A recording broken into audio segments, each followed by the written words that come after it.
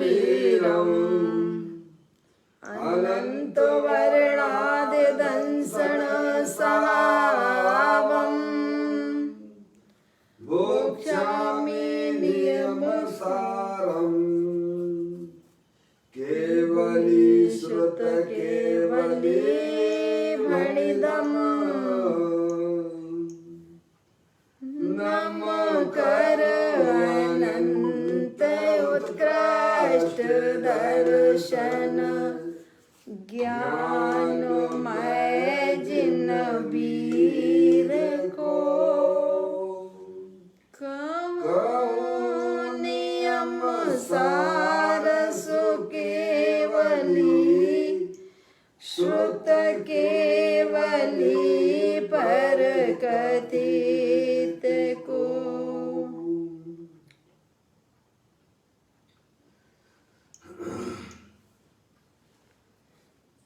नमस्कार। कोविड-19 को श्री नियम सार जी नामक परम आध्यात्मिक ग्रंथ स्वाध्याय हेतु में विराजमान है। आज से 2000 वर्ष पहले इस महान पवित्र ग्रंथ की रचना आचार्य श्री कुंद देव द्वारा कृपया कुछ समय पश्चात इसी पवित्र भूमि पर की गई और इसके टीकाकार पदम प्रमलधारी देव मुनराज हैं। ग्रंथ का नाम नियम सार है। नियम से करने योग्य कार्य अपनी आत्मा में सम्यक दर्शन, सम्यक ज्ञान, सम्यक चारित्र रूपी निर्मल पर्याय, जिस नंबर से आप संपर्क करना पवित्र चाहते हैं पर्याय, मोक्ष महारूपी पर्याय को प्रकट करना है। क्योंकि वह पर्याय स्वयं ही सुख स्वरूप है और अनंत सुख का कारण भी है। अनादि काल से हमारे आपके आत्मा में पर को अपना जानने वाली, पर को अपना मानने वाली, पर के साथ संबंध रखने वाली ऐसी मोह राग देश रूपी मलिन पर्याय, अपवित्र रूप पर्याय प्रकट है, जो स्वयं दुख स्वरूप है और अनंत दुख का कारण भी है। ऐसी मोराग देश रूपी मलिन पर्याय का अपनी आत्मा में से उस पर्याय का अभाव करना है और सम्यक दर्शन ज्ञान चारित्र वाली निर्मल पर्याय,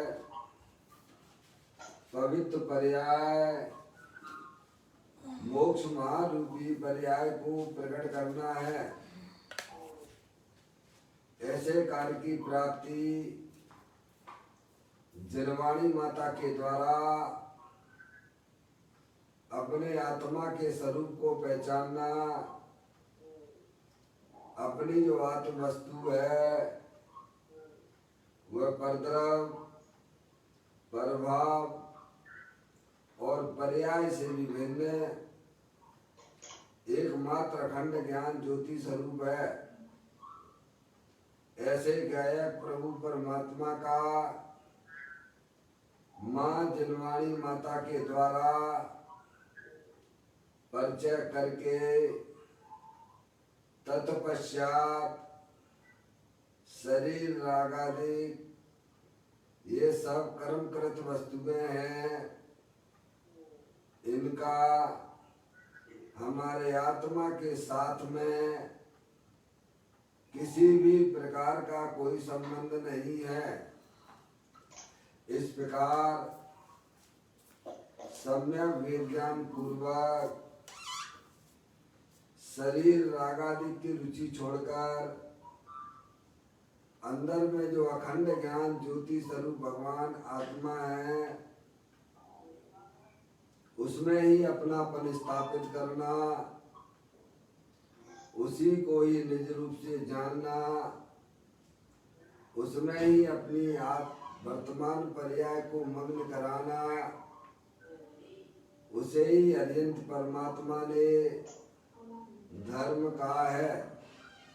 उसकी चर्चा आचार्य भगवंतों ने, मुनिराजों ने एक एक गाथा और उसकी टीका और उसके कथों के माध्यम से हमें अपने आत्मा के स्वरूप को यहाँ पर समझाया है। देखिएगा, यह परम आध्यात्मिक ग्रंथ है जिसका नाम है श्री नियम सार जी।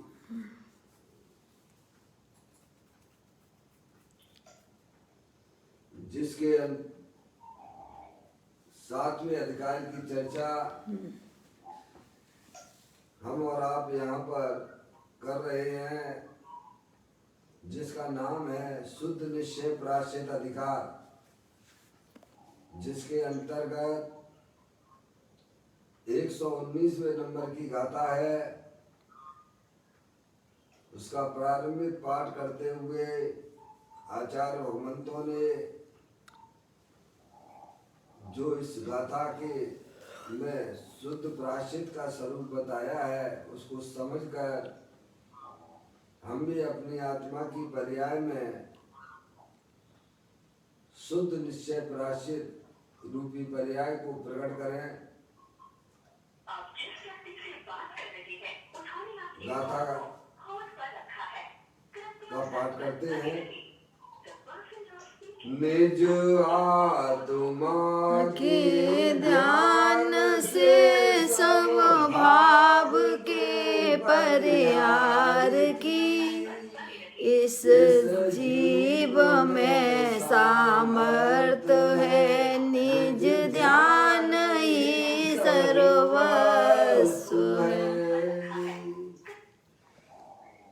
आचार्य कुंकुम देव इस गाथा में हमें यही समझाने का प्रयत्न कर रहे हैं कि अपने आत्मा के ध्यान से ही अथवा आत्मा के आश्रय से ही हमारी आत्मा की पर्याय में जो समस्त प्रकार के मोह राग देश रूपी भावों की उत्पत्ति होती है, उनका त्याग किया जा सकता है।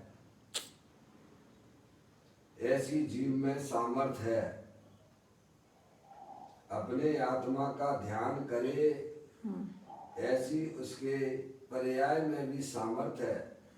द्रव्य स्वभाव तो सामर्थ्य स्वरूप है ही, लेकिन पर्याय में भी ऐसी सामर्थ्य है।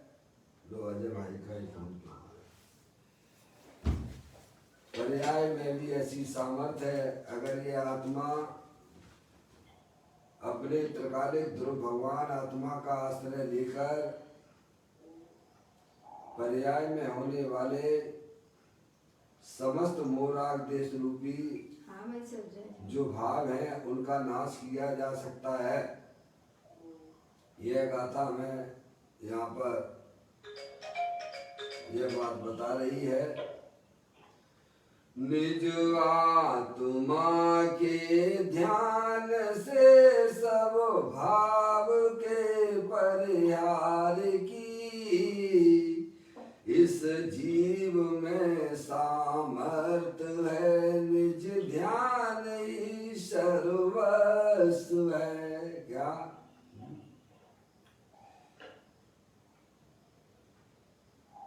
अपने आत्मा के ध्यान से पर्याय में होने वाले समस्त मोराग देश रूपी की जो उत्पत्ति हो रही है उनका नाश किया जा सकता है ना? किसके द्वारा? निज ध्यान से ही। निज यानी अपनी आत्मा के ध्यान की बात है, अपने आत्मा के आश्रय की बात है। पर परमात्मा के ध्यान से पर्याय में होने वाले दुखों का नाश नहीं हो सकता। अपने आत्मा के ध्यान से ही पर्याय में होने वाले समस्त दुखों का नाश किया जा सकता है। क्या भाई साहब, ये बात हमें इस बात से समझना चाहिए। सीधा सीधा अर्थ है निज आत्मा के ध्यान से। किसके ध्यान से? बाबूलाल जी साहब, निज आत्मा के ध्यान से। अपना जो भगवान आत्मा, निज यानी अपनी बात है। इस आत्मा की पर्याय में ऐसी सामर्थ्य भी है कि वह अगर पर्याय अपने आत्मा का आश्रय ले तो पर्याय में समस्त प्रकार के दुखों का नाश हो सकता है। क्या? द्रव्य स्वभाव तो ज्ञानानंद मूर्ति स्वरूप है ही। क्या? लेकिन अब पर्याय में भी ऐसी सामर्थ्य है कि अगर वह आत्मा समस्त प्रद्रव प्रभाव और पर्याय का भी लक्ष्य छोड़ दे एक बार और अपने गायक प्रभु परमात्मा का आश्रय ले ले तो पर्याय में होने वाले समस्त प्रकार के दुखों का अभाव हो जाएगा। इतनी सुंदर बात है भाई साहब, समझ में आया? हर जीव जो है पर्याय में होने वाले दुखों का अभाव करना चाहता है। कोई भी जीव ऐसा नहीं है जो पर्याय में होने वाले दुखों का अभाव नहीं करना चाहता। जे त्रिवन में जीव अनंत, सुख चाहे दुख ते भयबन। क्या? छोटे से छोटा जीव भी क्यों ना हो, एक इंद्री का जीव भी क्यों ना हो, दुख कोई भी नहीं चाहता है। समझ में आया? लेकिन वह उसका उपाय दुख दूर करने के लिए इंद्रियों का लक्ष्य करके, इंद्रियों का आश्रय लेके उस दुख को दूर करना चाहता है, जो कि पॉसिबल नहीं है। क्या? अपना भगवान आत्मा चेतनेश्वर अखंड ज्ञान ज्योति स्वरूप सिद्ध की सामर्थ्य वाला है, शरीर से अत्यंत भिन्न है, अमूर्तिक है, सुख शांति का भंडार है। ऐसे गायक प्रभु परमात्मा का सच्चा परिचय करके, सच्चा ज्ञान करके अपनी आत्मा का आश्रय ले तो उसके पर्याय में होने वाले समस्त दुखों का नाश हो सकता है। दूसरा और कोई भी उपाय नहीं है। यहाँ तो ये कहते हैं कि पर परमात्मा के आश्रय से भी पर्याय में होने वाले दुखों का नाश नहीं हो सकता है। संसारी जीवों का लक्ष्य करने से तो पर्याय में दुख का अभाव नहीं होता है, पर परमात्मा के आश्रय से भी पर्याय में होने वाले दुखों का नाश नहीं हो सकता है। तो प्रभु कैसे हमारी पर्याय में होने वाले दुखों का नाश होता है? तो कहते निज आत्मा के ध्यान से। निज आत्मा के ध्यान से सब भाव के पर्याय की। इस जीव में सामर्थ्य है, निज ध्यान ही सर्वस्व है। क्या देखिएगा आप, हम सब आत्मा ही हैं, अखंड ज्ञान ज्योति स्वरूप है, अरूपी हैं, सिद्ध की सामर्थ्य वाले हैं। एक बार अपनी आत्मा का परिचय कर लो भाई साहब, और अनंत काल के लिए सुखी हो जाओगे। सही बात। रहना तो पड़ेगा आत्मा ही बन के पापा, रहना तो पड़ेगा आत्मा ही बन के।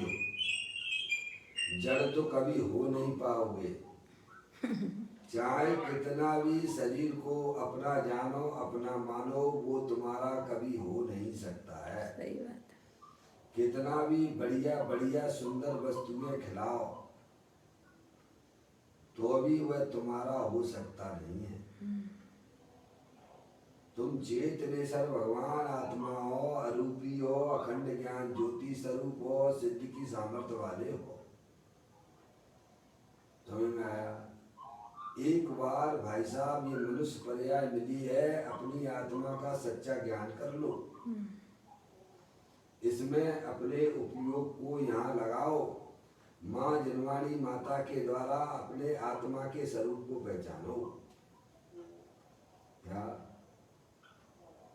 ये करना तो पड़ेगा सभी जीवों को, जिन्हें पर्याय में सुखी होना है, जिन्हें अपना आत्मिक आनंद चाहिए, सुख शांति चाहिए तो। पर उपाय अगर समीचीन करोगे तो पर्याय में अतीन्द्रिय आनंद की प्राप्ति होगी। विपरीत दिशा में जितना भी चला जा रहा है उतना इस जीव को वापस भी आना पड़ेगा। एक बार थोड़ा सा पुरुषार्थ कर लो, पर्याय में जागृति लाओ। मैं मनुष्य नहीं हूँ, मैं स्त्री नहीं हूँ, मैं शरीर ही नहीं हूँ, मैं तो एकमात्र अखंड ज्ञान ज्योति स्वरूप भगवान आत्मा हूँ। पर्याय में जो दुख रूपी पर्याय चलती है, घबराने की जरूरत नहीं है, उसका अभाव किया जा सकता है। किसके आश्रय से? तो कहते अपने निज आत्मा के आश्रय से। पर परमात्मा के आश्रय से भी हमारी पर्याय के दुख का अभाव नहीं हो सकता है, तो संसारी जीवों के आश्रय से आशा लगा के बैठे हो, कैसे हो जाएगा भगवान? एक बात तो समझो, बहुत सारा पैसा इकट्ठा कर लूं तो मैं सुखी हो जाऊंगा, विविध प्रकार के स्पर्श इंद्रियों के विषयों का अवलंबन लेके मैं सुखी हो जाऊंगा। भाई साहब ऐसा ना सोचना, वह तो उल्टा दुखी होने का मार्ग है, सुखी होने का मार्ग नहीं है भाई। अंदर शाश्वत चेतनेश्वर भगवान आत्मा हर समय उपलब्ध है, उसका सच्चा ज्ञान करो। मैं इस शरीर नहीं हूँ, मैं जानने देखने वाली अखंड ज्ञान वस्तु चेतना हूँ। ऐसा जब सच्चा ज्ञान होता है तो पर्याय में होने वाले दुखों के बादल छट जाते हैं और अपने भगवान आत्मा की पर्याय में प्रकटता हो जाती है। इसे ही भगवान ने मोक्ष मार्ग कहा है। यही एकमात्र सुखी होने का उपाय है। स्पर्श इंद्रिय के विषयों की तरफ भागना, विविध प्रकार के व्यंजनों का सेवन करना, नाना प्रकार के चक्षु इंद्रियों के विषयों में प्रवृत्ति करना, वह कोई सुखी होने का उपाय नहीं है। आचार्य भगवंत मुनिराज अरिहंत परमात्मा हमें यही समझाने का यहाँ प्रयत्न कर रहे हैं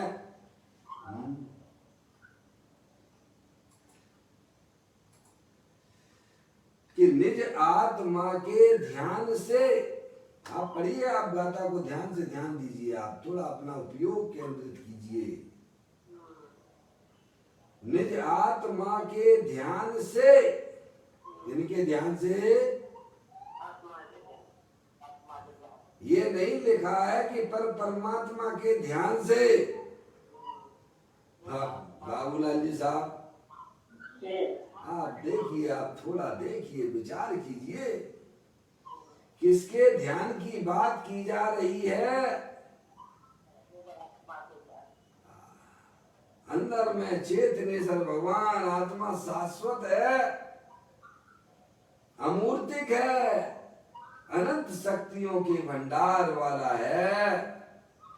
ऐसे भगवान आत्मा के आश्रय से सब भावों का परिहार यानी त्याग होता है। सब भाव यानी मोह राग देश के परिणामों का अभाव होता है, पर द्रव्य के आश्रय से नहीं होता है भाई साहब। पर द्रव्य में पर परमात्मा भी आ गए कि नहीं आ गए? बोलो भैया। आ गए, अपनी आत्मा को छोड़कर सब के खाते में आ गए। भगवान महावीर स्वामी ने तो इस समय तो निर्माण की प्राप्ति कर ली थी पर्याय में। हम थोड़ा सा भी अब पर्याय में अगर जागृति करेंगे कि भाई साहब मैं मनुष्य नहीं हूँ, मैं स्त्री नहीं हूँ, मैं तो एकमात्र अखंड ज्ञान ज्योति स्वरूप हूँ, ऐसा अपने अस्तित्व को जो पर्याय में स्वीकार करता है भाई साहब, उसकी पर्याय में होने वाले समस्त दुखों का अभाव होने लगता है। इससे सुंदर बात जगत में आपको सुनने को ना मिलेगी। ऐसी जड़ी बूटी है आपके पास में उपलब्ध है। पर्याय में होने वाले दुखों का नाश पर द्रव्य के आश्रय से नहीं होता है, अपनी आत्मा के आश्रय से होता है। तो अपनी आत्मा को फिर जानना कि नहीं जानना, मुझे ईमानदारी से बताओ। है अनंत काल हो गया है, आत्मा को जाने बिना है भाई साहब यह जीव यूं ही भटक रहा है, यूं ही भटक रहा है और यूं ही भटकता रहेगा। है मुकेश भैया जी साहब जी, कितनी बड़ी हमारे आपके लिए जिम्मेदारी का काम है। और ये करोगे तो किसके लिए करोगे? बोलो, ये काम करोगे तो अपने लिए क्यों है? बोलिए, हम अपने काम में सुस्त क्यों हो रहे हैं, आलसी क्यों हो रहे हैं, प्रमादी क्यों हो रहे हैं? क्या बात है बताइए आप। है क्या हमें अरिहंत परमात्मा के ऊपर विश्वास नहीं है? क्या हमें अपने गुरुओं के ऊपर विश्वास नहीं है? क्या यह काम करना कोई कठिन नहीं है, क्योंकि वह चैतन्य वस्तु आपके पास में विद्वान है, आप स्वयं ही हो। हैं भाई साहब, अगर कहीं दूसरी जगह मिलता हो वो आत्मा, तो अपन चलो भाई साहब वहाँ चलना पड़ेगा, फिर लाना पड़ेगा, पैसे लेके खरीदना पड़ेगा। हमारे पास तो पैसे ही नहीं है, आप ये भी कह सकते हो। ऐसी आत्मा को खरीदने के लिए भाई साहब बाजार में जाओ, पैसे इतने लगते हैं तो लेके आओ। ऐसा है कुछ क्या? अपनी आत्मा का ध्यान कहाँ नहीं किया जा सकता है? बोलिए, कितना सरल उपाय भगवंतों ने बताया है। बस जरूरत है आपको अपने आत्म कल्याण की पर्याय में भावना। बिना आत्मा के रुचि के बिना यह मार्ग हमको मिलता नहीं है। प्रभु मुझे कुछ भी नहीं चाहिए, प्रभु मुझे बस अपना एक आत्मा ही चाहिए। अनंत काल हो गया मैंने अपने आत्मा का ज्ञान नहीं किया, अपने आत्मा का परिचय ना किया, इसीलिए मैं पर्याय में दुखी हो रहा हूँ। ज्ञानी हमें यही समझाने का प्रयत्न करते हैं, निज आत्मा के ध्यान से सब भाव के परिहार की, इस जीव में सामर्थ है, निज ध्यान ही सर्वस्व है। आचार्य भगवंतों ने कितना डंके की चोट अपने आत्मा की सामर्थ्य इस पर्याय में भी है। अगर आत्मा है भाई साहब, अंतर मूर्त भी अगर अपने गायक प्रभु परमात्मा में रमण कर जाती है तो भाई साहब पर्याय में परमात्मा हो जाती। ऐसी सामर्थ्य पर्याय में है। तुम तो सम्यक दर्शन के लिए भी लाले पड़े हैं भाई साहब, सोचो तो सही। आपको अपने सामर्थ्य का पता नहीं है, वह तो ज्ञान जिनवाणी माता बताती है। वो बताएगी, आप जाइए, उसको सुनिए, समझिए और विचार कीजिए, निर्णय कीजिए। आप इधर उधर भागने की बिल्कुल भी जरूरत नहीं है। भगवान कहते तुमने बहुत उठा पटक कर ली है धर्म के नाम पर। अब जो मैं तुम्हें सच्चा मार्ग बता रहा हूं तुम उसको ध्यान से सुनो।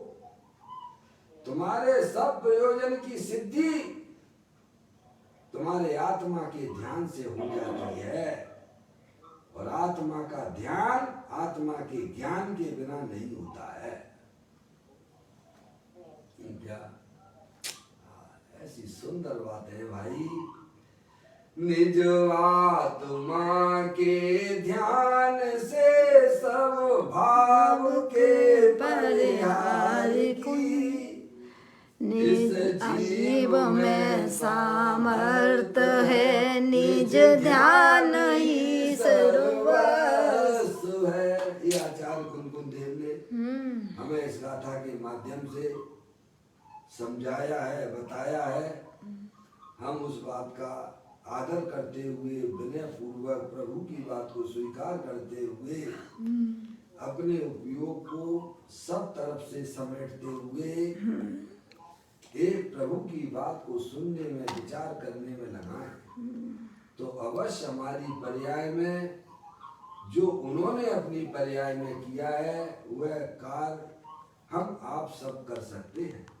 कठिन कोई बात नहीं है, क्योंकि आप आत्मा ही हो और आत्मा ही थे और आत्मा ही रहोगे।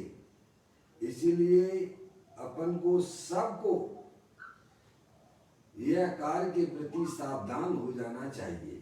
अब देखिएगा यहाँ पर जो अपनी चर्चा चल रही थी टीका के माध्यम से परम प्रमलधारी देव मुनिराज की, स्क्रीन पे जो है हमारे पास में जो फोन पर है वे उन्हें तो जो है पुस्तक में ही देखना होगा।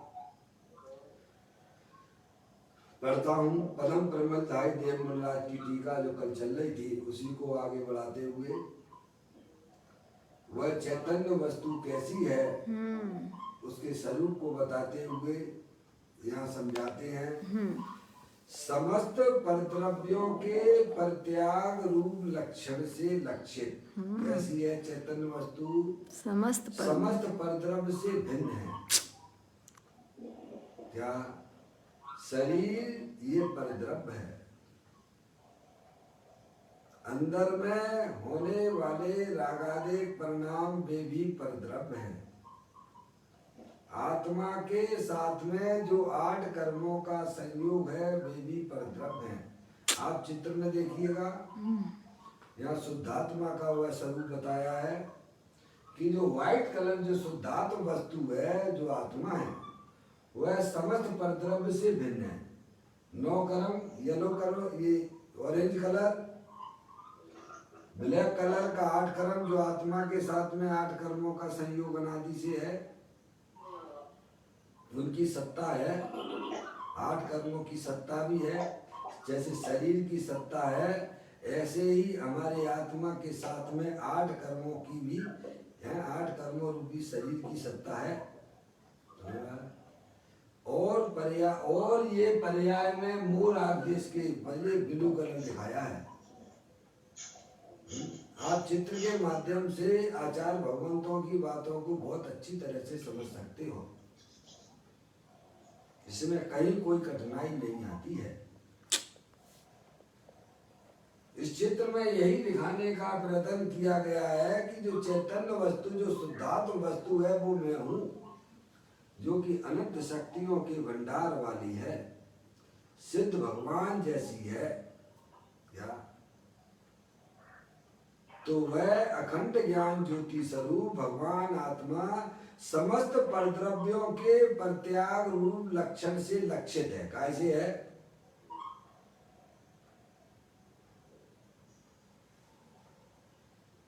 मुकेश भाई जी सर। देखो, आप चित्र में देखिएगा, आप थोड़ा जी चित्र की तरफ अपना ध्यान लगाइए। ये जो शुद्धात्म वस्तु है, मेरा सभी लोगों से निवेदन है, आप जूम पे आएंगे तो आपको एक चित्र भी दिखेगा और जो मैं बताना चाहता हूँ उसको भी आप ध्यान से देख पाएंगे। इस चित्र को देखिएगा, ये शुद्धात्म वस्तु है जो व्हाइट कलर की है, वही वास्तविक आत्मा है।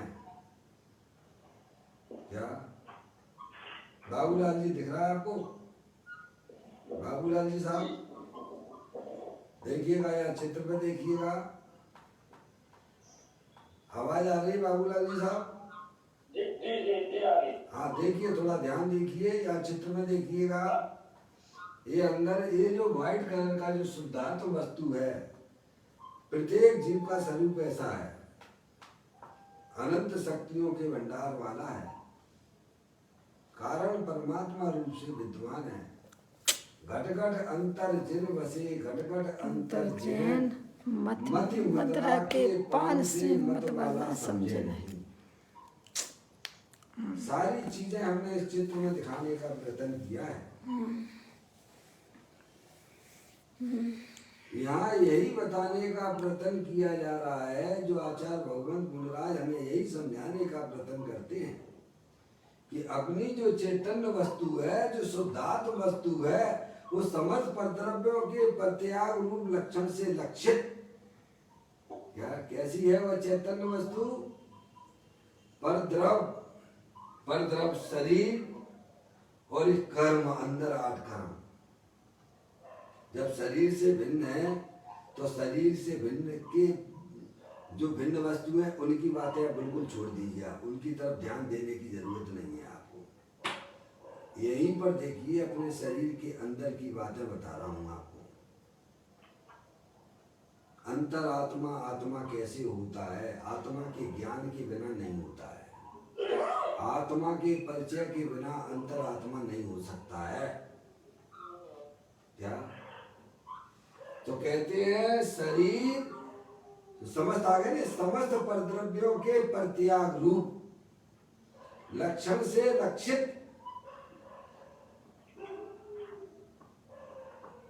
क्या अपनी जो चैतन्य वस्तु है, जो शुद्धात्म वस्तु है, वह शरीर, कर्म और रागादिक परिणतियों से अत्यंत भिन्न है। राग भी परद्रव्य है। क्या है राग? हमारी आत्मा में जो दुख रूपी पर्याय मोह राग देश के परिणाम जो उत्पन्न होते हैं, वे स्वद्रव्य नहीं है, वे परद्रव्य हैं। क्या है? जैसे शरीर परद्रव्य है, आत्मा के साथ में 8 कर्मों का जो संयोग रूप शरीर है वह भी परद्रव्य है। आत्मा की पर्याय में जो रागादिक परिणतियां होती हैं वे भी परद्रव्य हैं। जिस प्रकार से आपने शरीर से भिन्न परद्रव्यों का लक्ष्य छोड़ा है, ऐसे ही शरीर, कर्म और रागादिक परिणतियों का भी लक्ष्य छोड़ दीजिए। अंदर में जो अखंड ज्ञान ज्योति स्वरूप भगवान आत्मा है, जो सिद्ध की सामर्थ्य वाला है, परद्रव्य से भिन्न और अपने भावों से अभिन्न। उपयोग को कहाँ ले जाना है भाई साहब?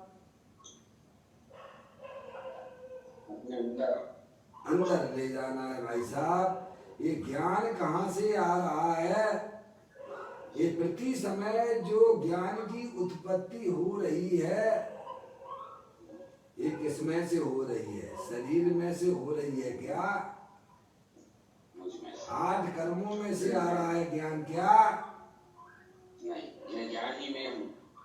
ये ज्ञान जो है आत्मा का भंडार जो अंदर पड़ा हुआ है, उस आत्मा में से आ रहा है। वो ही मैं हूँ, ऐसा स्वीकार करो। मैं आत्मा हूँ, मैं शरीर नहीं हूँ, मैं कर्म नहीं हूँ। ये रागादेश पंडितियां तो अज्ञानता में से पैदा होती हैं।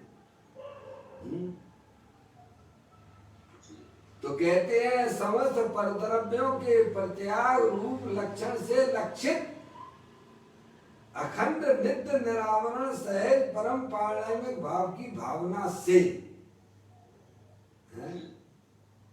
अपनी जो चैतन्य वस्तु है वह समस्त परद्रव्यों से भिन्न है। रागादिक परिणतियां वे भी परद्रव्य हैं, उनसे भी अपनी चैतन्य वस्तु भिन्न है। अखंड निरानित्य निरावरण सहज परम पारणामिक भाव की भावना से। भावना का अर्थ कल क्या बताया था मैंने? भावना का अर्थ क्या बताया था पापा? आपकी जिम्मेदारी है, आपको ध्यान करके सुनना पड़ेगा। भावना का अर्थ क्या बताया था? भावना का मतलब है नहीं, भावना शब्द यहाँ जो भावना शब्द दिया गया उसका अर्थ पूछ रहा हूँ।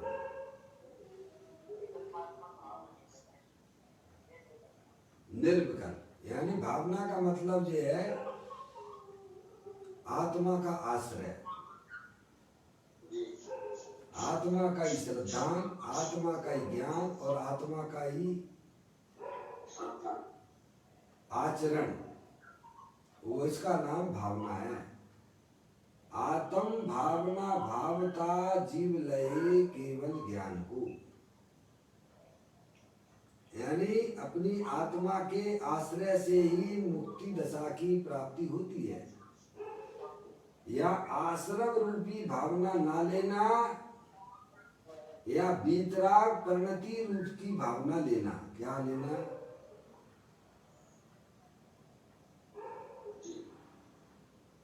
आश्रव रूपी भावना तो संसार का कारण है, विकल्पात्मक भावना वह तो संसार का कारण है। क्या? और अपने आत्मा के आश्रय लेने वाली पर्याय वह बीतराग रूप परिणति है। उसकी बात यहाँ चल रही, उसको कहते हैं भावना। कठिन नहीं है, सरल है, आप समझना चाहो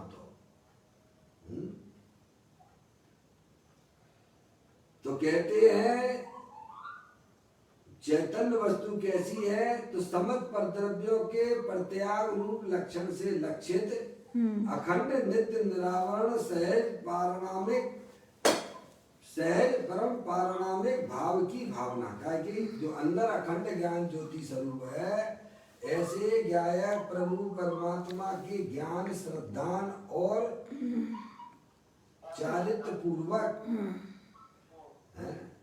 वो ही कायसम भावना सच्ची भावना कहलाती है। पर्याय अपने त्रिकालिक ध्रुव भगवान आत्मा का अनुकरण करती हुई रागादिक परिणतियों का अभाव करती है, दुख का अभाव होता है, ये बता रहे यहाँ पर। अब उसमें सभी चीजें ले लेना भाई साहब परद्रव्य में। आचार्य भगवंतों ने ग्रंथ के अंदर यहाँ भी आपको छाय भाव भी परद्रव्य कहा है। क्या कहा है? शरीर तो परद्रव्य है, शरीर की बात है, तो क्या करना? आत्मा में रागादिक परिणतियां भी परद्रव्य है और छाय भाव की जो पूर्ण निर्मल पर्याय है वह भी आत्मा त्रिकाली की अपेक्षा से परद्रव्य है। आप सब पढ़ के आए हो नियम सारणी में, यहाँ भी यही समझाने का प्रयत्न किया जा रहा है। देखिए, नित्य निरावरण सहज परम पारणामिक भाव की भावना से औदायिक, औपसमिक, छायिक तथा क्षय औपसमिक इन चार भावांतरों का परिहार। अब थोड़ा सा यहाँ पीछे देखें, करने में अति आसन भव्य जीव समर्थ है। कौन समर्थ है? अति आसन भव्य। जो अपना आत्मा का कल्याण करना चाहते हैं वे सब जीव भव्य कहलाते हैं। उनकी पर्याय में भी ऐसी सामर्थ्य है। अब यहाँ पर पर्याय शब्द का ये पूरे का अर्थ किया है उन्होंने। इतना इतना जो चीज लिया ना ऊपर जितना अपन ने पढ़ा ना इस सब का अर्थ यहाँ पे आप देख लीजिए आप कि समस्त परद्रव्यों के प्रत्याग रूप लक्षण से लक्षित अखंड नित्य निरावरण सहज परम पारिणामिक की भावना से औदायिक औपसमिक छायक और क्षरपसमिक इन चार भावांतरों का पर्याय।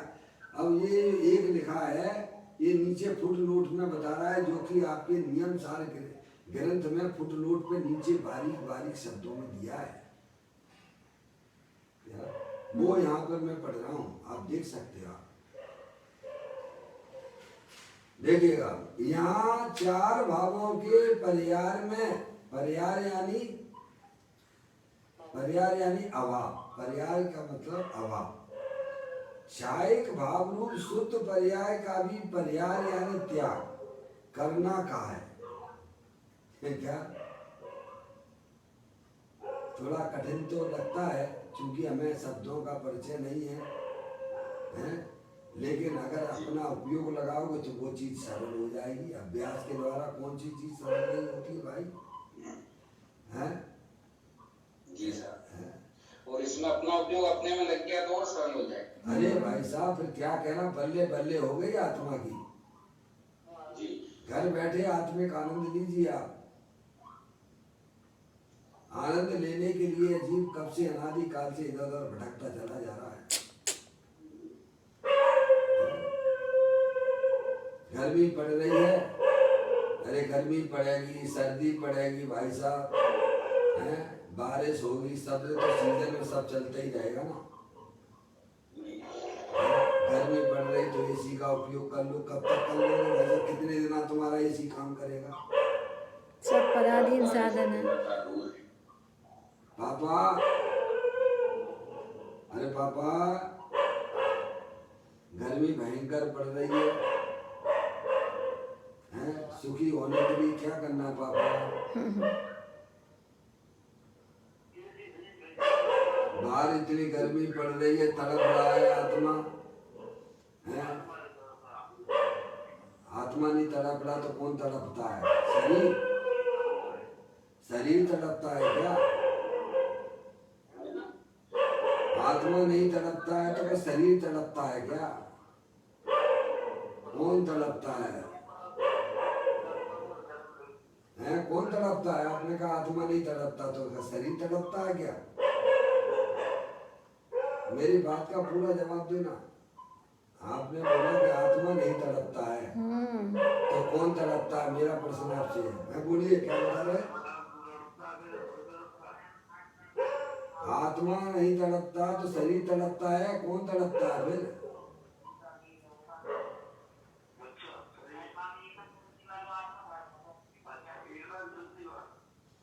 अरे पापा जहाँ ज्ञान लगा लो, अनंत अनंत जीव है, कहाँ चले जाएंगे पता ना पड़ेगा। समझ में आ गई? हाँ, बाहर गर्मी पड़ रही है भयंकर, उस तड़पन को बुझाने के लिए किसके पास जाना? बढ़िया बढ़िया एसी लगा लो तो अपना काम हो जाएगा, हो जाएगा। नहीं। अरे बोलो, हैं? अरे भाई साहब भूख लग रही है भयंकर, दुख हो रहा है कि नहीं हो रहा है? तो ये जो है कैसे भाई साहब जो दुख मिटेगा? बढ़िया बढ़िया व्यंजन खा लो तो दुख मिट जाएगा पापा। अरे बोलो, मिट जाएगा? नहीं। हैं?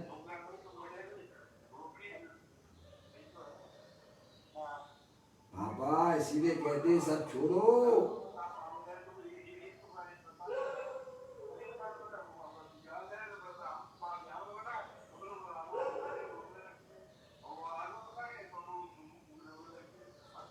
हमारे पापा जो है कैसा में हमारी मम्मी से चर्चा कर रहे हैं तत्व ज्ञान की, कैसे नहीं मिटेगा? को ये रखा है भोजन, भूख लग रही है, दुख हो रहा है, और खा लो खाना। मिट गया कि नहीं मिट गया? बोलो, मिट गया कि नहीं मिट गया? उनका ये कहना है। बाहर में धूप गर्मी लग रही है, एसी में बैठ गए, मिट गया हमारा तो। यही कहना चाहते हो ना पापा? यही कहना चाहते हो ना? है? फिर उसके बाद है? मिट गई तो फिर कबू लगना नहीं चाहिए फिर। कब तक के लिए मिट गया तुम्हारा तो? अरे कल्पना कर रखी है भाई, जैसे कुत्ता हड्डी को चबाता है। पंडित टोडरमल जी साहब ने उसका दृष्टांत दिया है। जैसे कुत्ता हड्डी को चबाता है और मानता है कि भाई साहब इसमें से सुख आ रहा है, तैसे ही समस्त अज्ञानी जीव पंचेंद्रिय के विषयों का अवलंबन आश्रय लेकर मानते हैं कि सुख इसमें से आ रहा है। सुख है तुम्हारा उसमें क्या? मैं सुख गुण ही नहीं एसी है। में अगर सुख होता तो भाई साहब वहां पे जो है व्यक्ति लेटा हुआ, भाई साहब बंद करो एसी। क्यों भाई साहब, तू भी ले लेना थोड़ा बहुत सुख, सुख भरा है ना उसमें से, हैं? खाने में अगर सुख होता तो भाई साहब खाते जाओ ना, फिर क्यों बंद करते हो आप? अरे खाते जाओ ना भाई। टीवी में सुख होता तो देखते जाओ ना, फिर बार बार चित्र क्यों बदलते हो? एक ही जगह फिक्स करो ना पापा। अरे सोचो, मन मिला है, संगी पंचेंद्रिय पर्याय में हो, निर्विचार होकर तो भाई साहब असंगी होना निश्चित है। जिन्हें मन मिलने पर भी अपने आत्मा के बारे में नहीं सोचते हैं, वे संगी होकर भी असंगी हैं और जैसी मति वैसी गति में जाने वाले हैं। किसी भगवान से पूछने की जरूरत नहीं है, भगवान का ही संदेशा है ये। अभी हमारे पास में सब तरह से मौका है। पंच परमेष्टि के बताए हुए मार्ग को अभी आप समझ सकते हो। फिर त्रियंच गति में चले गए, फिर क्या करोगे भाई साहब? जाना तो पड़ेगा पापा, जाना तो पड़ेगा ही, क्योंकि कर्म हमारे इतने काले हैं, कर्म हमारे इतने काले हैं, उन्हें त्रियंच गति से कोई रोक नहीं सकता है। अच्छे कर्म करो, अपने आत्मा को जानो। आत्मा को जानने पर आत्मा तो मिलती ही है और साथ में ऐसे पुण्य के परमाणु भी बनते हैं। समझ में आया भाई साहब? डबल डबल लाभ होता है ज्ञानियों को, डबल डबल लाभ होता है। आत्मा की जिज्ञासा रुचि वाले जीव को अपनी आत्मा तो मिलती ही मिलती है और साथ में ऐसे पुण्य के परमाणु भी प्राप्त होते हैं। जब तक वह संसार में 2, 4, 8, 10 भोग भी रहेगा तो भाई साहब जैसे सिंह की पर्याय में महावीर भगवान के जीव ने सम्यक दर्शन की प्राप्ति की, फिर अगले भाव देखो उनके कैसे थे, बताइए आप। आपके सामने तो पूरा चित्रण है ना। एक बार जीव को अपनी आत्मा का सच्चा ज्ञान हो जाता है, श्रद्धान जिसके हृदय में ज्ञान की पर्याय में हो जाता है, नियम से 2, 4, 8, 10 भव रहते हैं उसके, लेकिन वे भी आपको अच्छे अच्छे मिलेंगे। आप देख लीजिए, महावीर भगवान की सिंह की पर्याय में आत्मज्ञान हुआ, उसके बाद के भाव बता दीजिए आपको त्रियंच गति के होंगे उनके, बोलो। अरे बताओ ना भाई।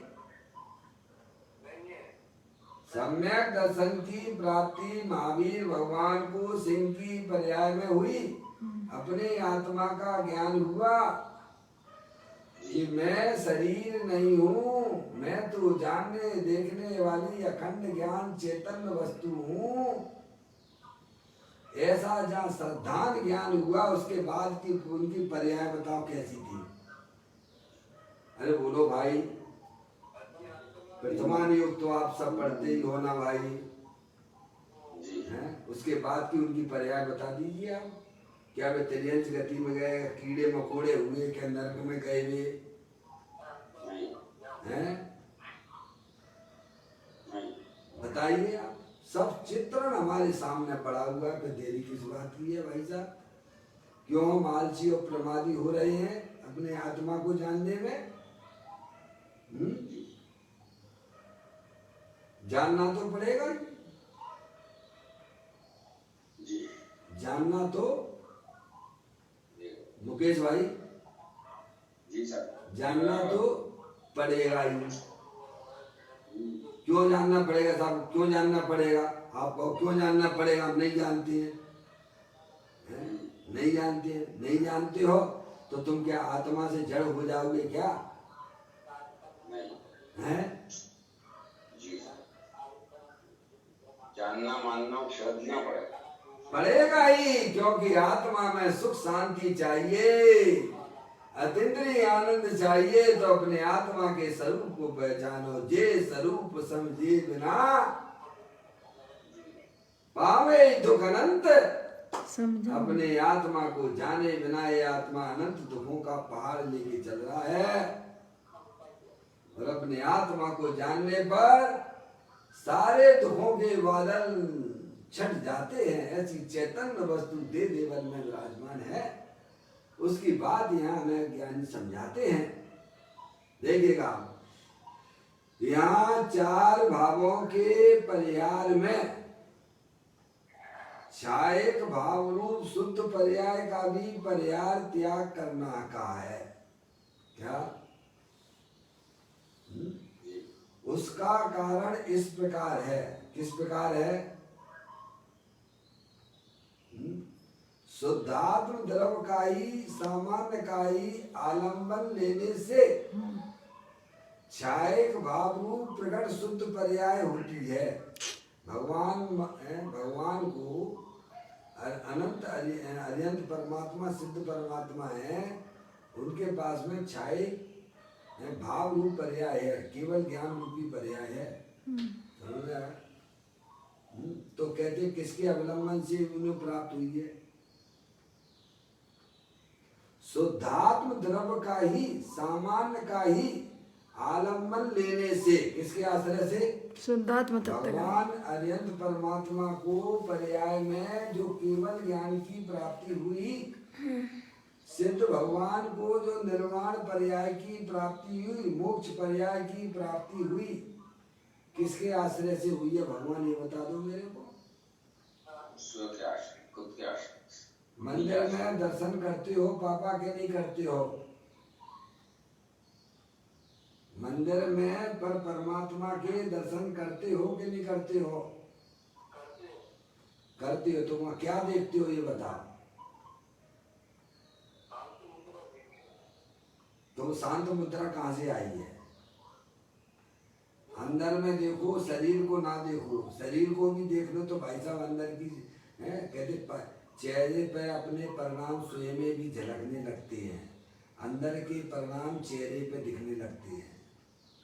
आप पहचान जाते हो, नहीं पहचान जाते हो? किसी व्यक्ति को देखा आपने और देखते ही आपको समझ में आ जाती है कि ये जो है इसके अंदर में परिणामों में क्या चल रहा है। बोलो, आता है कि नहीं आता है? ऐसे ही भगवान की शांत मुद्रा आपने देखी, मुद्राज की शांत मुद्रा देखी आपने, तो क्या लगता है आपको? बोलो। अरे गौतम, जो 500 शिष्यों के गुरु थे, वेद वेदांतर के जानने वाले, जिन्हें 6 द्रव्यों का भी ज्ञान नहीं था, 7 तत्वों के का भी ज्ञान नहीं था, वो ज्ञान होता तो उस बावन को ब्राह्मण को प्रश्न के उत्तर दे देते ना भगवान है। उसने कहा तुम्हें क्या, तुम्हारे गुरु को हम जवाब देंगे। समूह शरण में आया, प्रभु की तरफ देखा, हो कितने शांत स्वभावी हैं। उनकी दृष्टि तो अपने अंदर भगवान आत्मा की ओर लगी हुई है। क्या ये सारा समझ गए? भगवान की दिव्य ध्वनि तो बाद में खिली है। बोलो बाद में खिली के पहले खिली? अरे बोलो। भगवान की दिव्य ध्वनि तो बाद में खिली, जब वे गड़धर हो गए थे तभी तो खिली थी ना। 4 ज्ञान के धारी बन गए थे पहले। इससे पहले तो उन्होंने भगवान को देख के ऐसा वैसा उनकी पर्याय में ज्ञान जागृत हो गया। दुनिया भगवान को नमस्कार करती है, भगवान तो अंदर में चेतने तो भगवान आत्मा को नमस्कार करते हैं। अंदर कोई अद्भुत वस्तु है जिस पे भगवान मोहित हो गए हैं, ऐसी अखंड ज्ञान ज्योति स्वरूप है। क्या स्तंभ को देख कर मान गई है? क्या मान स्तंभ को देख के मान गया? अरे मान क्या, सब कसाएं गल गई प्रभु भगवान, माने नहीं गला, सब कसाएं गल गई हैं। ऐसी कुछ तो यहाँ मैं यही तो समझाने का प्रयत्न कर रहे हैं। शुद्धात्म द्रव्य का ही, सामान्य का ही आलम्बन लेने से, आलम्बन लेने वाली कौन है? द्रव्य है कि गुण है कि पर्याय है? अब ये ज्ञान करो ना भगवान, बिना पर्याय के कोई द्रव्य नहीं होता है, द्रव्य पर्याय के बिना नहीं होता है, चाहे चेतन हो चाहे जड़ हो। पापा पक्का निर्णय है इस बात का? है पक्का है? कच्चा कच्चा पक्का? कछु तो है वो है पक्का। ये भाई साहब पर्याय के बिना द्रव्य जगत में कोई देखा जाता नहीं है, और द्रव्य बिना पर्याय के नहीं होता है। पर्याय यानी परिणमन। परिणमन किसके आधार से है? द्रव्य यानी तीनों काल एक रूप रहने वाली वस्तु, वह द्रव्य है।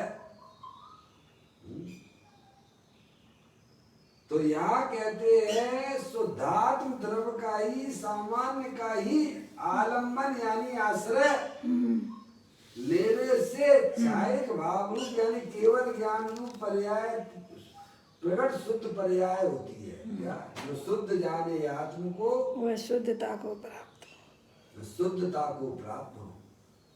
तुम्हारे आप चैतन्य वस्तु देह जीवन में विराजमान है, शुद्ध है, परम शुद्ध है। पर्याय में अगर पवित्रता चाहिए तो किसी पर द्रव्य की तरफ ना देखिए। अंदर में चैतन्य वस्तु जो शुद्ध रूप से तीनों काल नित्य निरावरण स्वरूप रूप से विद्यमान है, चैतन्य वस्तु। तो पर्याय जब द्रव्य का आश्रय लेती है, शरीर रागादेश पर द्रव्य को अपनी ज्ञान की पर्याय में गौण करके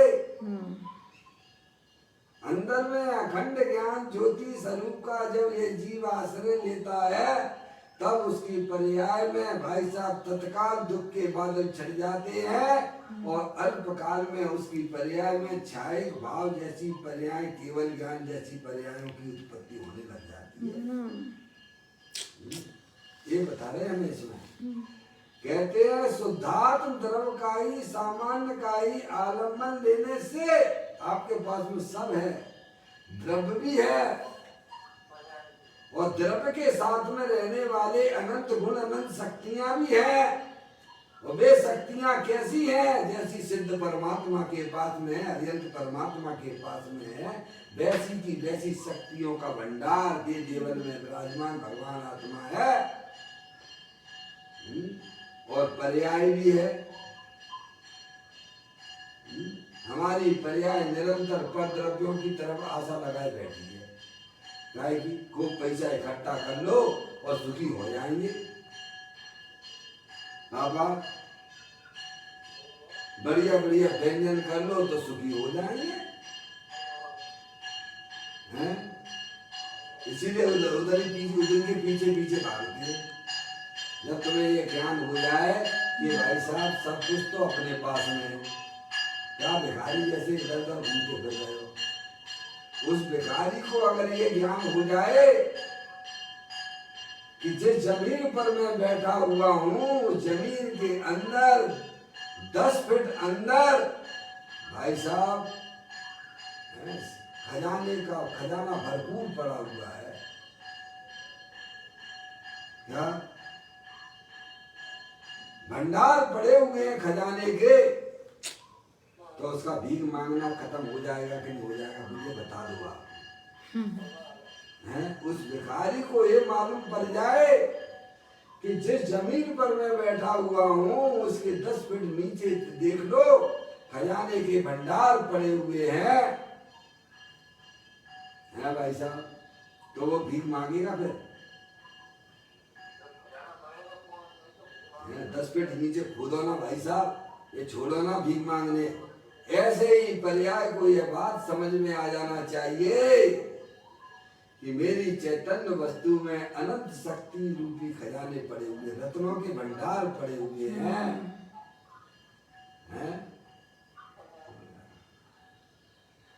यहाँ कहते हैं शुद्धात्म द्रव्य का ही सामान्य का ही आलम्बन यानी आश्रय लेने से छायक भाव रूप प्रकट शुद्ध पर्याय होती है। कैसे? सिद्ध न ध्यावे सिद्ध को तू क्यों ध्याता हो। सिद्ध भगवान दूसरे सिद्ध भगवान की तरफ नहीं देखते हैं। अरे सिद्ध भगवान अपनी सिद्ध पर्याय की तरफ भी नहीं देखते हैं। उनकी दृष्टि तो अंदर में शाश्वत खजाना दे देवन में जो विराजमान है उस आत्मा की तरफ देखते हैं। तो कहते हैं शुद्धात्म द्रव्य का ही सामान्य का ही आलम्बन लेने से छायक भाव रूप प्रकट शुद्ध पर्याय होती है। क्या? फिर कहते हैं छायक भाव का शुद्ध पर्याय का विशेष का आलम्बन करने से छायक भाव रूप शुद्ध पर्याय कभी प्रकट नहीं होती है। लो भैया क्या बात कही है नीचे भाई साहब? मम्मी देखो पढ़ो, आप तो बहुत स्वाध्याय करवाते हो लोगों को। केवल ज्ञान की पर्याय सिद्ध रूपी पर्याय की उत्पत्ति अपना त्रिकालिक ध्रुव भगवान आत्मा कारण परमात्मा, उसका जब पर्याय आश्रय लेती है तो छायक भाव रूपी केवल ज्ञान रूपी पर्याय प्रकट होती है। फिर वे कहते हैं कि छायक भाव का शुद्ध पर्याय का विशेष का, ये पर्याय ये विशेष है, सामान्य विशेष है नहीं, आलम्बन करने से छायक भाव रूप शुद्ध पर्याय कभी प्रकट नहीं होती है। लो भैया है?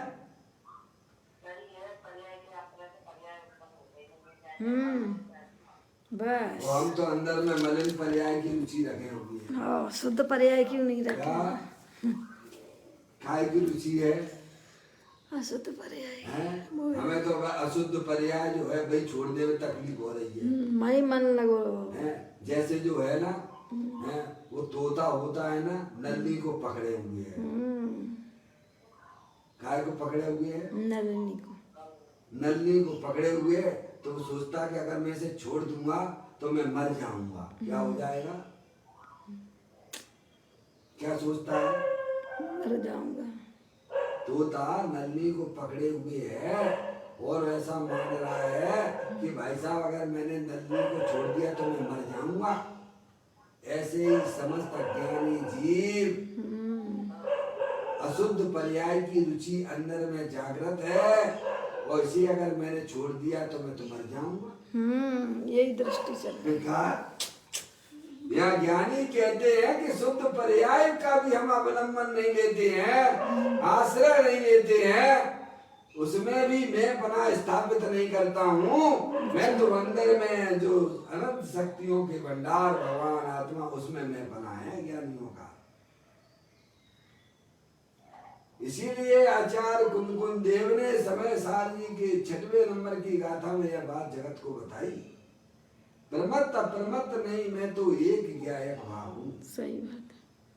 यही बात पंडित जी साहब ने, बनारसी दास जी ने 500 वर्ष पहले लिखी।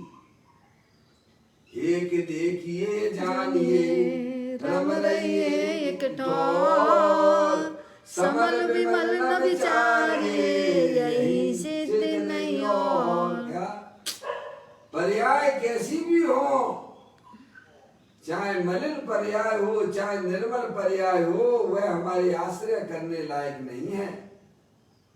आश्रय करने लायक तो अंदर में जो अखंड ज्ञान ज्योति स्वरूप भगवान आत्मा, जो तीनों काल विद्वान वस्तु है, उसके आश्रय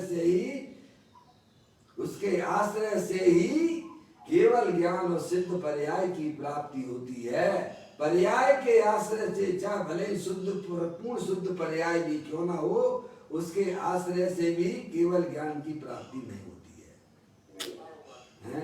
हाँ, जिन्हें भाव मरण दूर करना हो, जिन्हें संसार में दुखी ना होना हो, क्या भाई साहब, जिन्हें अपनी आत्मा में दुख रूपी पर्याय नहीं चाहिए, जिन्हें जन्म मरण नहीं करना हो, उन्हें अपने शाश्वत त्रिकालिक ध्रुव भगवान आत्मा का ज्ञान करके, परिचय करके उसका आश्रय करें।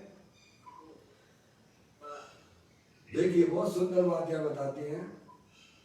शुद्धात्म द्रव्य का ही, सामान्य का ही, सामान्य और विशेष है ना, सामान्य द्रव्य को कहते हैं, विशेष पर्याय को कहते हैं। सामान्य विशेषात्मक वस्तु है ना मम्मी, है उत्पाद वह ध्रुव उत्तम सत वस्तु है ना। एक उमा स्वामी महाराज ने तत्वार सूची के 5वें अधिकार के अंतर्गत 30वें नंबर का सूत्र बताया है। वस्तु होती है सामान्य विशेषात्मक होती है, उत्पाद वह विशेष है और द्रव्य जो है वह सामान्य है। ठीक है, ये पूरी वस्तु है, ये सामान्य विशेषात्मक। ठीक है, सामान्य द्रव्य है, विशेष पर्याय है। अध्यात्म के ज्ञान के बिना सही बात पर्याय है। में आत्मिक आनंद की प्राप्ति नहीं हो सकती। सब सुना सुना बिन जानत है दोष गुण को कैसे तजिए गइए। पापा, हमारे जो रागादिक परिणाम आत्मा में होते हैं वो सामान्य है कि विशेष है? विशेष है।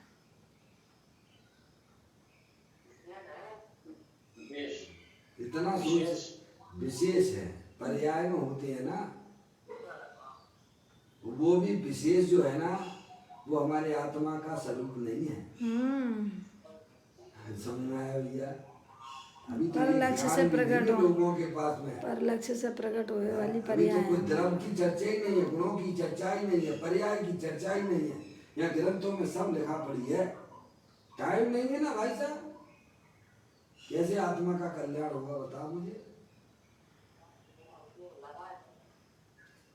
देखो मम्मी कितनी सुंदर बात कहती है, शुद्धात्मा का ही, सामान्य का ही आलम्बन लेने से छायक भाव रूप प्रकट शुद्ध पर्याय होती है, यानी केवल ज्ञान की पर्याय होती है। आप दृष्टांत के द्वारा मैं आपको बारंबार कहता हूँ, घर में आपके जो है घी दिखाई देता है, वो कहाँ से आया है?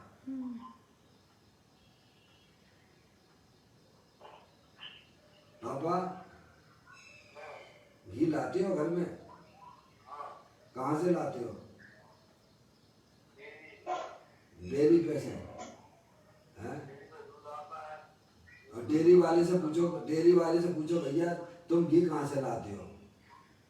दूध में से लाता है। अरे बोलो ना भाई, डेयरी वाले से पूछो जाके कि तुम घी कहाँ से लाते हो, तो क्या कहेगा? दूध में से लाते हैं। अरे बोलो। मूल स्थान तो दूध है, दूध में से ही। हैं? मूल ना हो तो वो कहाँ से मिलेगी? तो वो कहेगा भाई साहब दूध में से है। हैं? तो दूध में घी का अस्तित्व है कि नहीं है? ऐसे ही आत्मा जो चैतन्य वस्तु है भाई साहब, अनंत शक्तियों के भंडार वाली है, परिपूर्ण शुद्ध है। पर द्रव प्रभाव को जिसने आज तक स्पर्श नहीं किया है, सबसे बड़ा ब्रह्मचारी है अपना भगवान आत्मा।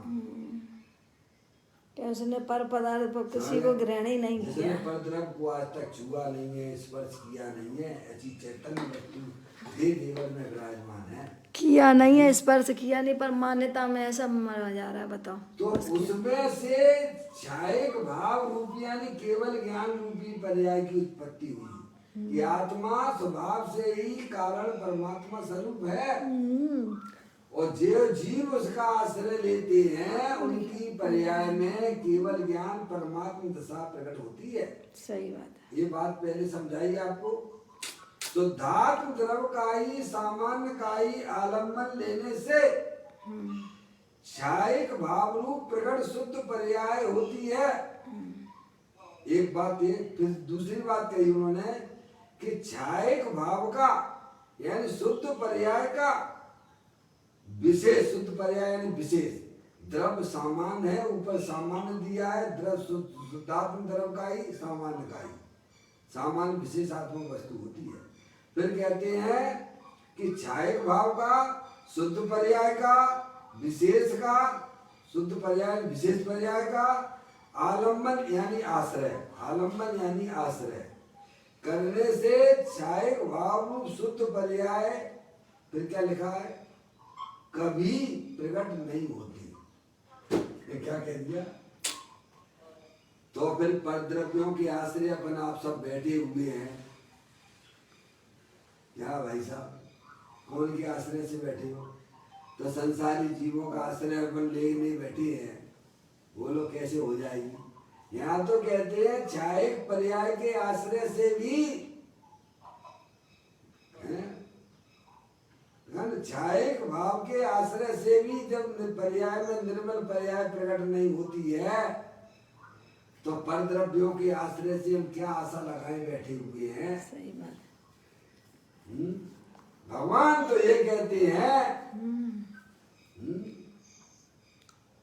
कि शुद्ध निर्मल पर्याय पर पूर्ण पर्याय के आश्रय से भी कभी भी शुद्ध पर्याय प्रकट नहीं होती है। त्रिकाली के आश्रय से होती है। ये बात यहाँ लिखी हुई आप पढ़िए आप। कहते हैं छायक भाव का, शुद्ध पर्याय का, विशेष का आलम्बन करने से छायक भाव रूप शुद्ध पर्याय कभी कभी कभी प्रकट नहीं होती है। इसीलिए छायक भाव का आलम्बन भी त्याज है। क्या कह रही है मम्मी? तो फिर अंदर में रागादिक परिणतियां, उनकी रुचि हमारे अंदर में कैसी जागृति है, बोलो हैं? सोचो, यहाँ परद्रव्य की तो बात ही नहीं आई। विकारी पर्याय के आश्रय से विकारी पर्याय होगी कि निर्मल पर्याय होगी? यहाँ तो कहते हैं कि निर्मल पर्याय का भी आश्रय करने जाओगे तो भी निर्मल पर्याय की उत्पत्ति नहीं होती है, तो विकारी पर्यायों के आश्रय से निर्मल पर्याय कैसे आएगी? पर द्रव्यों के आश्रय से भाई साहब निर्मल पर्याय कैसे आएगी? तो प्रभु कैसे आएगी कि अपना भगवान आत्मा तीनों काल निर्मलानंद है, परम पवित्र है, उसके आश्रय लेने से पर्याय में निर्मल पर्याय की उत्पत्ति होती है। ये बता रहे हैं। कहते हैं शुद्ध पर्याय का, विशेष का आलम्बन करने से छायक भाव में शुद्ध पर्याय कभी प्रकट नहीं होती। इसीलिए छायक भाव का आलम्बन त्याज है। यह जो छायक भाव के आलम्बन के त्याग से यहाँ छायक भाव का त्याग कहा गया है। गाथा में है ना, इसमें टीकाकार ने किया है ना, चार भावों का अभाव परिहार करने की बात है। तो चार भावों में कौन कौन से पर्याय रूपी भाव ले लेना। 5 भाव की चर्चा है ना आगम में। परम पारिणामिक भाव द्रव्य स्वभाव है, और पर्याय में होने वाले औपचारिक भाव, औपचारिक भाव, औपचारिक भाव और छायक भाव, ये पर्याय रूप है। वे पर्याय रूप है। उनके भी त्याग की बात यहाँ की गई है। उनका भी आश्रय छोड़ दीजिए आप। आश्रय करने योग परम पारिणामिक भाव। भगवान अपनी छाया भाव का पर्याय का आश्रय नहीं लेते। हम जो निर्मल मलिन पर्याय के आश्रय अंदर में रुचि जागृत है। सिद्ध भगवान अपनी सिद्ध पर्याय को नहीं दे आते और ये मलिन पर्याय को दे आ रहा है। देखो तो कैसे देखिए, इसीलिए यहाँ पर इसीलिए छायक भाव का आलम्बन त्याग है। यह जो छायक भाव के आलम्बन का त्याग, उसे यहाँ छायक भाव त्याग कहा गया है। आलम्बन का त्याग वहाँ यहाँ मतलब आलम्बन यानी आश्रय लेने का निषेध किया जा रहा है।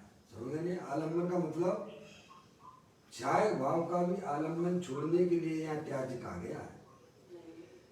यहाँ ऐसा उपदेश दिया है कि परद्रव्यों का और परभावों का आलम्बन तो दूर रहो। ये अभी कोई सोनगढ़ की चर्चा नहीं चल रही है। क्या मुकेश भैया? जी साहब। अभी कोई कांजी स्वामी जी नहीं बोल रहे हैं अभी? नहीं। अभी तो मूल गाथा ग्रंथों में लिखी हुई है। पदम प्रमलधारी देव मुनराय आचार्य कुंद कुंद देव, उनकी बात चल रही है। वह उसका पूज्य गुरुदेव श्री तो अभी खुलासा करने वाले हैं। हम लोग पढ़ते तो है नहीं है भाई साहब, हैं? मैंने आप वैसे ही चाहे कुछ भी कहने लग जाती है। एक भाई ने मेरे से बहुत पहले की बात है, हो गया 28, 25, 30 साल हो गए होंगे, पूरा गुरुदेव श्री के बारे में कुछ बोला। मैंने कहा भाई साहब एक बात बताओ, आपने कभी उनके प्रवचनों को पढ़ा है क्या? नहीं पढ़ा नहीं, हमने सुना है ऐसा। नहीं, पहले आप पढ़ो। पहले उनकी बात को आचार्य भगवंतों से मिलान करिए, आप मुनिराजों से मिलान करिए, उसके बाद आप बोलिए। आप बोलने का अधिकार जब होगा आपको, पहले आचार्य भगवंतों को आप पढ़िए ग्रंथों में जाके। समझ में आया? मैं बात आपको इसीलिए कह रहा हूँ कि आप यहाँ मैं आपको एक एक लाइन एक एक शब्द का अर्थ बताने का प्रयत्न कर रहा हूँ। ये 2000 वर्ष पहले हमारे ग्रंथों के अंदर ये बात लिखी हुई है, आज की नहीं है ये। देखिएगा आगे, यहाँ ऐसा उपदेश दिया है। क्या उपदेश दिया है इस गाथा में? परद्रव्यों का और परभावों का आलम्बन तो दूर रहो। मोक्षार्थी को अपने औदायिक भावों का यानी समस्त शुभाशुभ भावादिक का औपसमिक भावों का, जिसमें कीचड़ नीचे बैठ गया हो ऐसे जल के समान औपसमिक सम्यक्ता आदि का, 6 औपसमिक भावों का अपूर्ण ज्ञान दर्शन।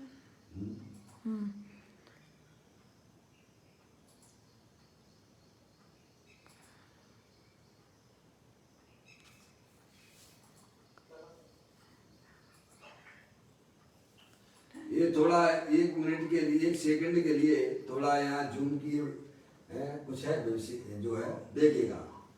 बस मैं पूरा करता हूँ, समय भी अपना हो रहा है। हाँ चलिए आप अपन यहाँ पर थे।